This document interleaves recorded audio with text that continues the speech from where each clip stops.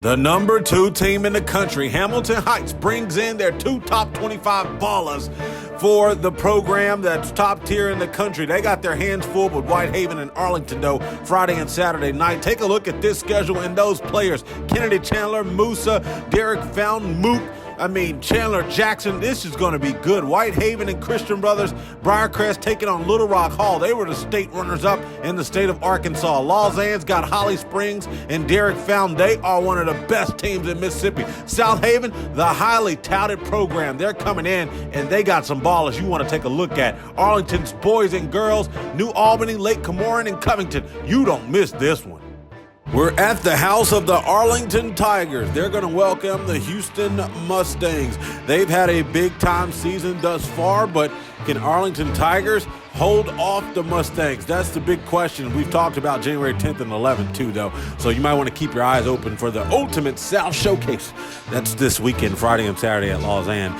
But, as you know, the Mustangs have been a highly talked-about program. Can Coach Mo Miller and the Tigers be able to knock off this team who's holding Mason Miller? It's the world of the Miller game. Who's the real Miller in this one? And then you already know they come out with a fully loaded squad. TJ Matlock, who's going to have the ultimate dunk of the night. I can go ahead and tell you.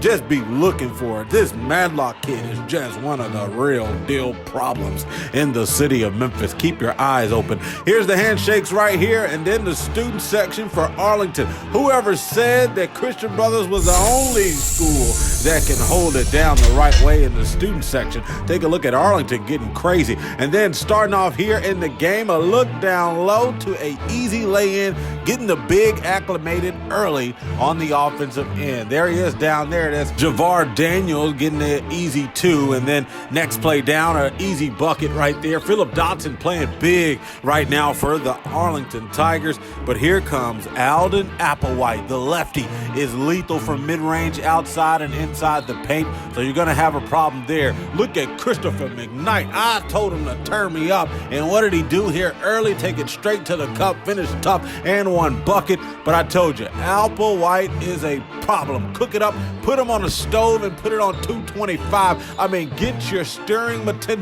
utensils out on the stove and stir it up. This guy's hot, man. And then he kicks it right over to the wing, uses the foot to jab on him, and he said, he can't guard me, Coach. I don't know what you want to do, Coach Mo, but you might want to pull your boy out the game because he can't hold me. And then, they put somebody on Alden, and then statistically, they're going to move to the next person. Mason Miller, they're knocking down a jumper from outside, but he's not done there. Get big. He's taking a little bit of the strength from Alden Applewhite to finish tough down low in the paint. 13-7 heading into the second quarter. Madlock's going to kick it over to the big and Fields. Fields going to kick it over to Marsh. Alex is going to knock it down from outside 3 right in the front face of the bench of Arlington. And then take it to the cup and 1 bucket once again. Applewhite came to ball out in this one. Here comes Dotson trying to use the crossover, go past the defense, and then swat it. Faison Fields is there to clean up the boards. No Windex needed.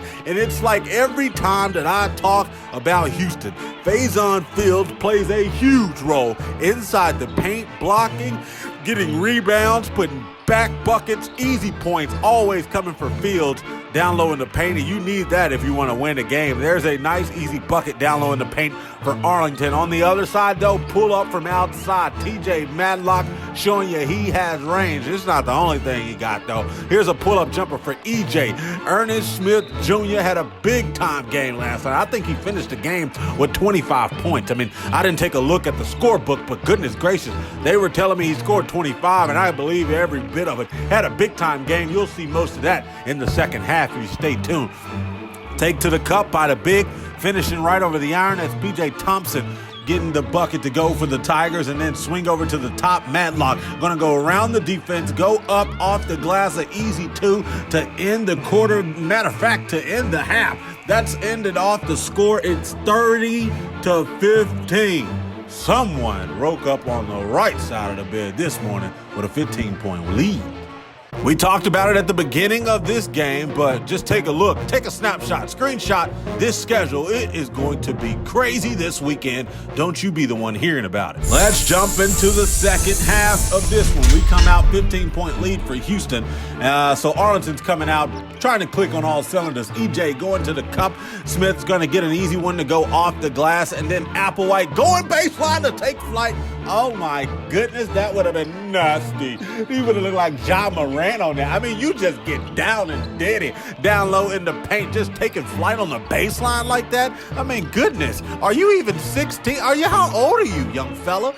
Going to the bucket, EJ for an easy two, though I told you he had a big-time second half for the Arlington Tigers. Nice block for McKnight. He's got his hops up. And then EJ going up. No easy two there as he's met at the rim for a block. Applewhite knocking down a jumper in the corner right in front of his bench. And then Fields getting the easy lay-in to Applewhite screaming to the top of his lungs, letting Arlington know we coming inside your town and we looking to take something. I mean, you might want to get down low with us and hold us, but it's going to be a tough job. Fields is going to get an easy tap in inside the paint there. Use the screen, pull-up jumper, knocked down from outside from the little guard, Andre Watson. Big-time player for the Tigers as well. And then here is the big dunk of the night. Let's call it the ultimate dunk of the night. TJ Madlock is viciously crazy. Look how he just takes flight, goes up on this big guy who's got more hop than him, and Madlock just says, nuh-uh. I'm going to prove everybody wrong. I've been in the weight room. I've been working on hops, and I got these bunnies/kangaroos. You don't want to jump with me, young fella. If you do, you will be on a poster. And that's what he did right then and there. Pull-up jumper for EJ Smith. I told you, big-time game. He's starting to get acclimated into this one, trying to keep his team on top. But when you got guys checking into the game and they're lifting up their fists as big-time ballers and saying that they can hoop better than you, I mean, look at Madlock stumping on the floor, letting you know this is our house. We came to take some, and this is what we do.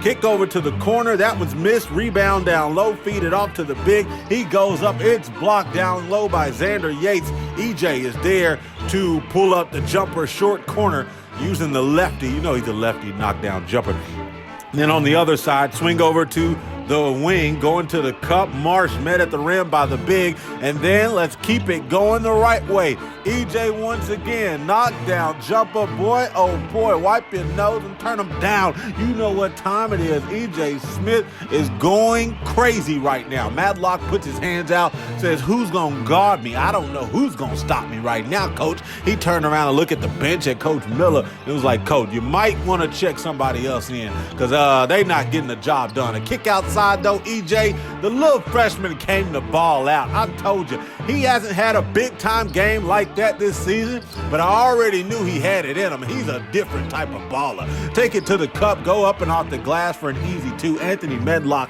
getting a two to go right there for the Tigers. And then the point guard getting strapped up, but he gets out of it. Throws it down to Yates. Yates going to find an open man down low in the paint. It's an easy two. Here's Ernest again. Pull-up jumper.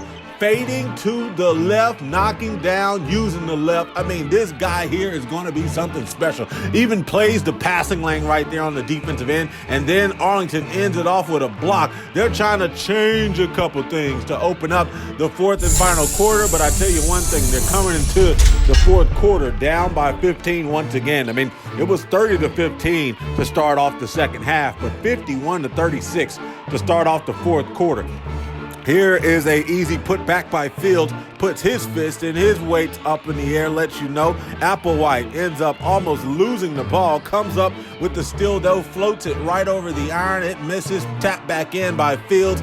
Faison there, cleaning up the boards once again. A lob up top to the big from Peaster. He finds the big who taps it in for an easy two. Down low in the paint. Down low, you got Mason finding Fields. He almost gets called for a foul, but, you know, gets the easy two. That's going to wrap it all up, though. 72-57. Coach Mo's just going to wrap it all out, saying, hey, let's just hold the ball and end this one. 72-57. They'll get another time to run into the Houston Mustangs, but I tell you one thing, they gallop their way to a dub. Who's going to want a problem with Houston right now? I'll say Nobody.